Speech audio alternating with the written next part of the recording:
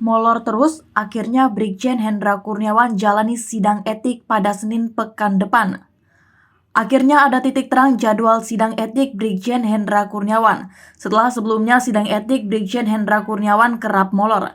Sejatinya, Brigjen Hendra Kurniawan dijadwalkan menjalani sidang etik pada 7 September 2022 lalu. Namun sidang Brigjen Hendra Kurniawan ditunda hingga dijadwalkan ulang untuk ketiga kalinya pada 21 September 2022. Hingga saat ini bahkan sudah 2 kali menjalani sidang perkara obstruction of justice, Brigjen Hendra Kurniawan belum juga di sidang etik.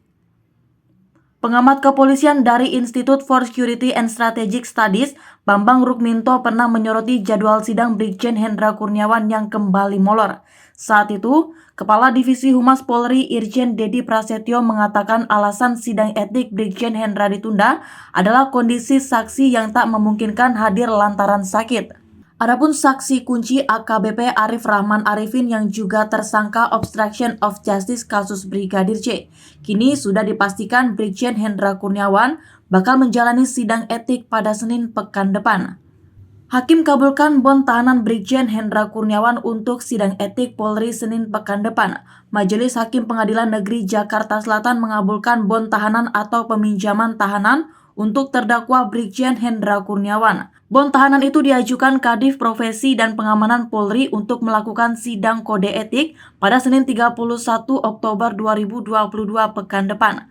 Kami mendapat permintaan bond tahanan dari Kadif Propam untuk sidang kode etik pada Senin besok, kata Hakim Ketua Ahmad Suhei di Pengadilan Negeri Jakarta Selatan pada 27 Oktober 2022. Sementara itu, tim kuasa hukum Hendra Kurniawan, Sangun Ragado Yosdiningrat membenarkan bond tahanan telah diajukan untuk terdakwa Brigjen Hendra Kurniawan untuk pekan depan. Dari Kadif Propam untuk dibond bagi Pak Hendra Kurniawan karena rencananya hari Senin besok, ucapnya. Tadi seperti disebutkan oleh Majelis Hakim permintaan untuk bond sidang etik dari Kadif Propam, sambungnya lagi.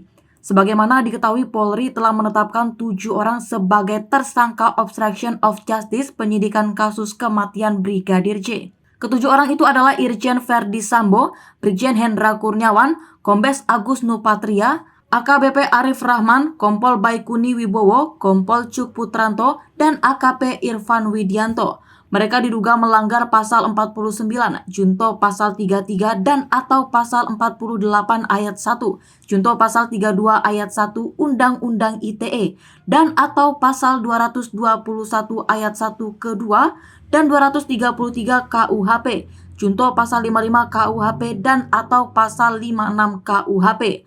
Dalam hal ini, Komisi Kode Etik Polri telah melakukan pemberhentian tidak dengan hormat atau pemecatan terhadap 4 terdakwa obstruction of justice.